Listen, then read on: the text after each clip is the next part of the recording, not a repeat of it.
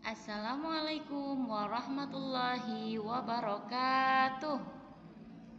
Apa kabar teman-teman semuanya hari ini? Semoga teman-teman semua selalu sehat dan berbahagia. Jangan lupa untuk menjalankan sholat 5 waktu, berbakti kepada orang tua, juga melakukan kebaikan-kebaikan yang lainnya. Serta jangan lupa tugas utama sebagai seorang siswa atau pelajar adalah belajar.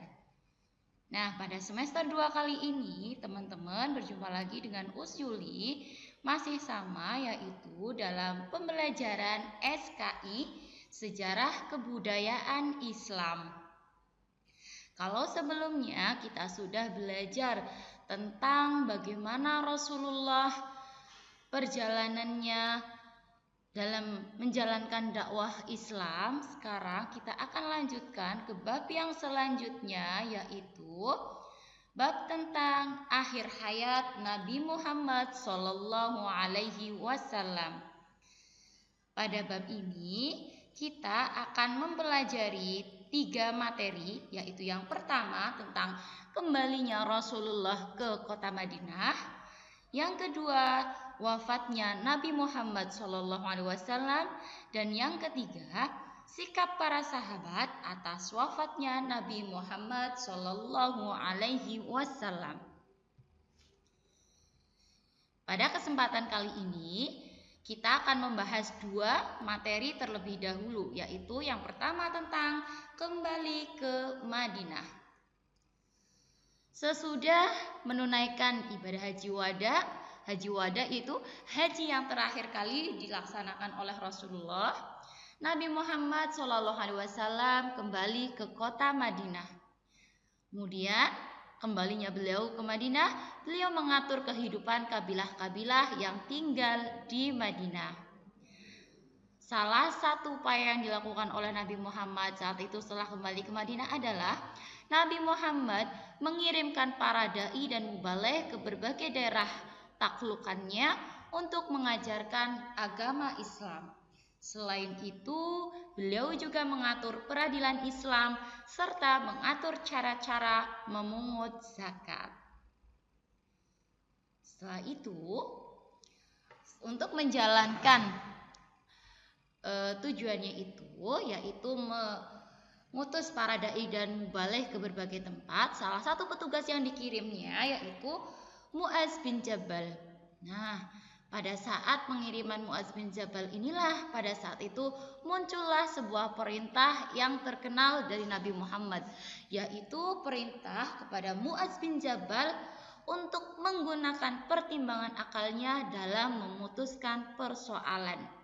Hal tersebut dilakukan apabila tidak menemukan petunjuk di dalam Al-Quran ataupun hadis.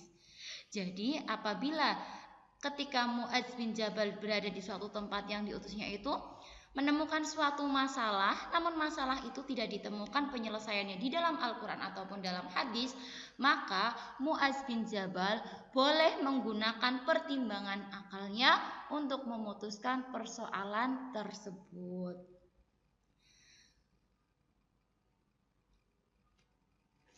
Pada masa itu, Nabi Muhammad SAW tengah menyiapkan sebuah pasukan untuk menghadapi tentara Romawi di Balqa atau di Yordania.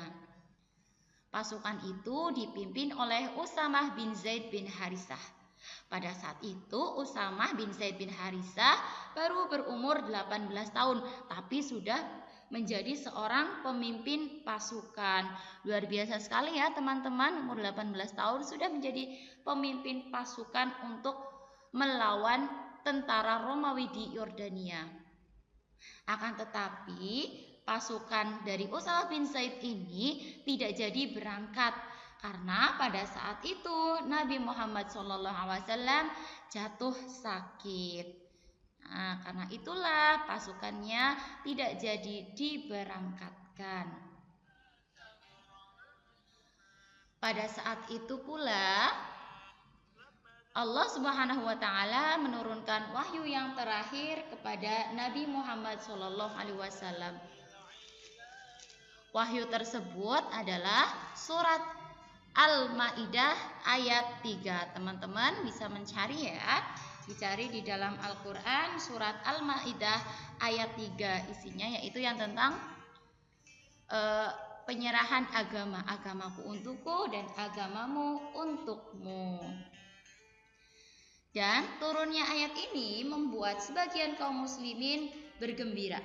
Mereka merasa senang atas kesempurnaan agama mereka. Akan tetapi, sebagian sahabat justru merasa bersedih. Nah, salah satu orang yang bersedih dengan turunnya ayat tersebut adalah Abu Bakar As-Siddiq. Beliau merasa sedih karena beliau tahu bahwasanya dengan turunnya ayat tersebut, wahyu yang terakhir merupakan tanda berakhirnya tugas Nabi Muhammad Sallallahu Alaihi Wasallam.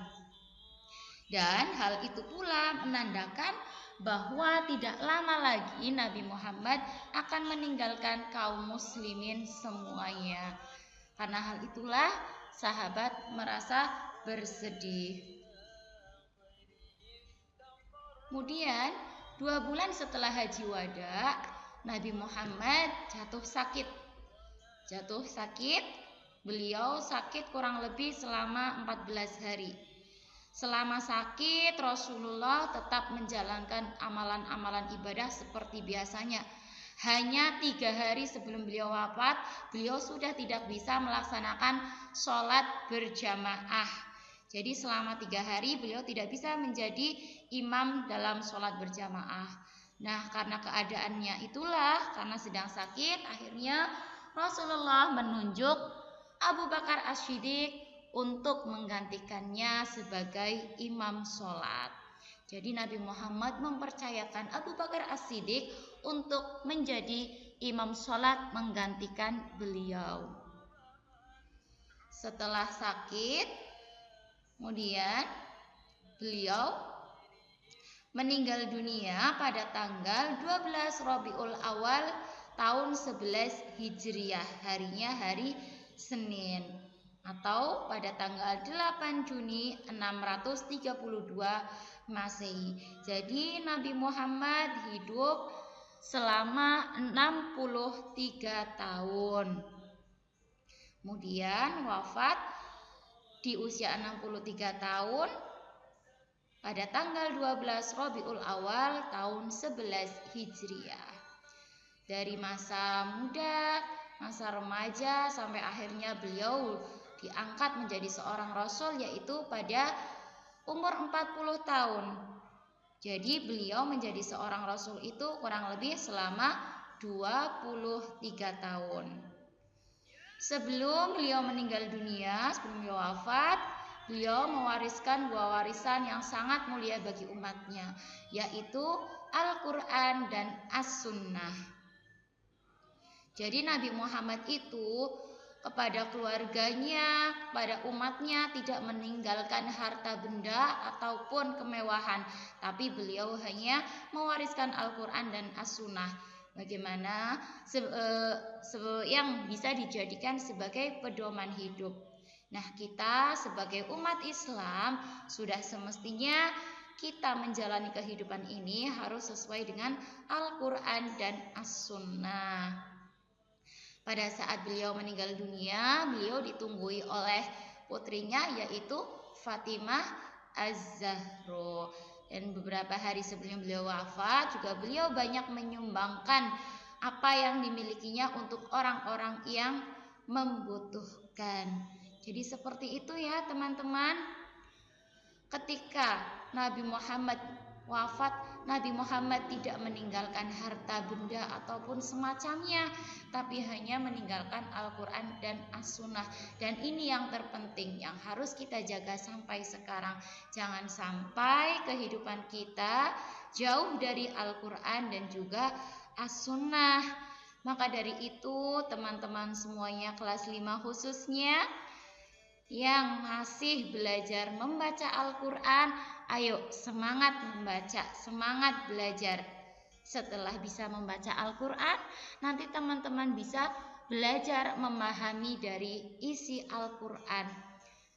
Yang sudah lancar membaca Al-Qur'annya, jangan bosan-bosan untuk membaca Al-Qur'an, karena Al-Qur'an itu yang kelak akan memberikan syafaat kepada kita sebagai umat Nabi Muhammad Shallallahu Alaihi Wasallam.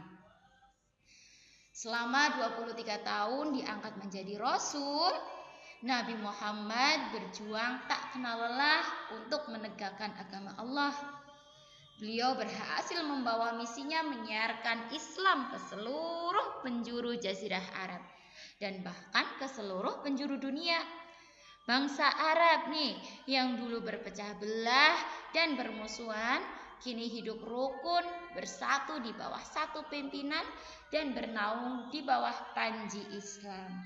Nabi Muhammad SAW telah mendirikan negara Islam pertama di dunia, yaitu di kota Madinah. Jadi kota Madinah itu, negara Madinah adalah negara Islam pertama yang didirikan oleh Nabi Muhammad Shallallahu Alaihi Wasallam.